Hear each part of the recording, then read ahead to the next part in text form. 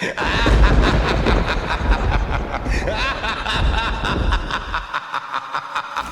back, everybody, to 31 1990s horror movies for Halloween, where I'm counting down my favorite horror movies from the 1990s. So at number 26, people are going to be surprised by this one because I don't hear people praising this movie that much. You could say it's more of an action movie, but I definitely would say it does fit into the horror genre. I would say it fits more into the horror genre.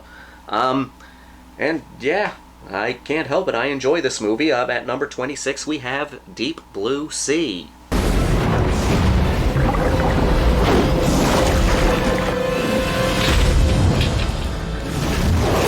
So, Jaws is one of my favorite movies of all time, not just horror. And people on my channel know how I am with water. I don't like the ocean as much as I would like to like the ocean. I don't mind being near the ocean. I don't like being on the ocean. I don't mind being on the ocean. I just don't like being in the ocean. I almost drowned when I was a kid, so drowning is like my number one fear. Anything involving water puts me on edge, especially when people have to be under the water for long periods of time. And that happens quite a bit in Deep Blue Sea.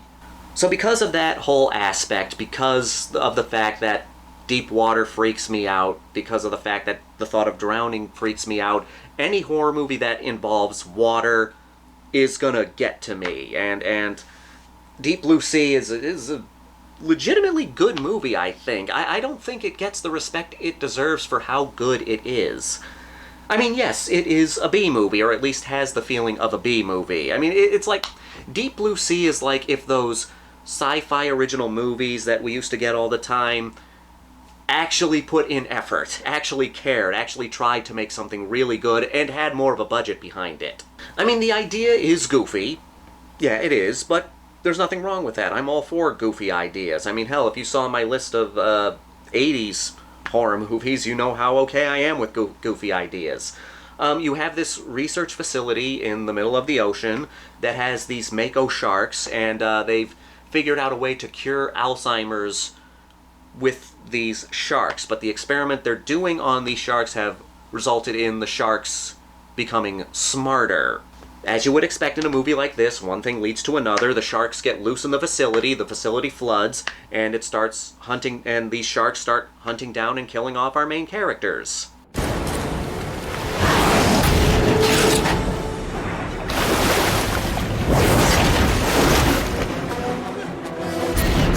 Simple B-movie plot, but I think done very, very well. I legitimately love this movie. I mean, yeah, the premise is goofy, but I think that's one of the reasons it's so fun, you know, sharks with intelligence. There is some goofy CGI in here, of course. I mean, yeah, there's no way to get around it. The CGI in this movie can be cartoonish at times, but there are also some great moments of practical effects. One of the best practical effects moments I've seen, and I don't hear people talk about this one that much in terms of practical effects, when the shark gets captured and brought into this this lab to have people, you know, do some experiments and get some stuff from the shark to see if their Alzheimer cure works. The shark in this scene looks so good. I mean, you look at that shark, that thing, it looks so real. I mean, you look at that thing, you see the gills moving, the smooth skin. This is one of the most impressive moments of practical effects in any movie, and I don't hear people talking about it that much.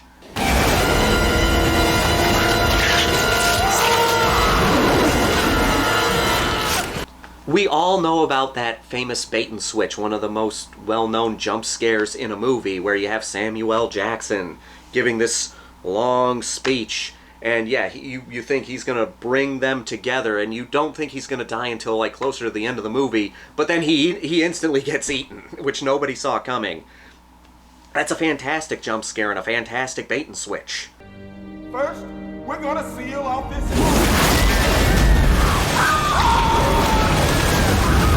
You have some really good underwater sequences. I mean, yeah, they make me nervous because, again, they're underwater, and I'm just like, Every time there's an underwater scene, my heart is pounding. It's just like, oh my god, when are they going to get to breathe? Oh my god.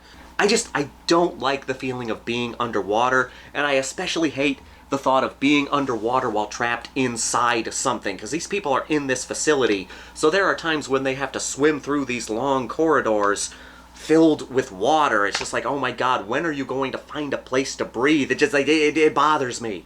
And you get some great shark sequences. Like, I'd say my favorite scene in the movie is when the elevator shaft is filling with water and you have a shark, swimming around below them as the water's getting closer and closer to them, and it leads to one of the most horrifying deaths in the movie, I think.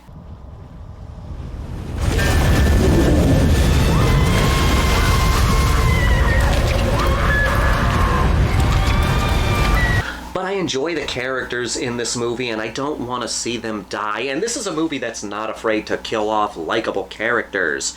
Maybe a couple assholes get killed off, of course, but you get some characters that you legitimately care about killed off in this movie. It has some legitimately funny moments. It has some legitimately scary moments. I think this is it is a popcorn movie, but there's nothing wrong with being a popcorn movie.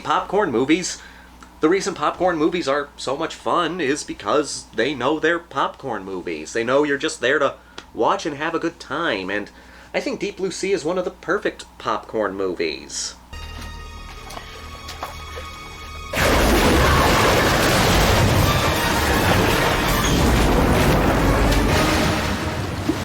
Something I always hear from horror fans whenever a shark movie comes out is always, oh, it's not as good as Jaws.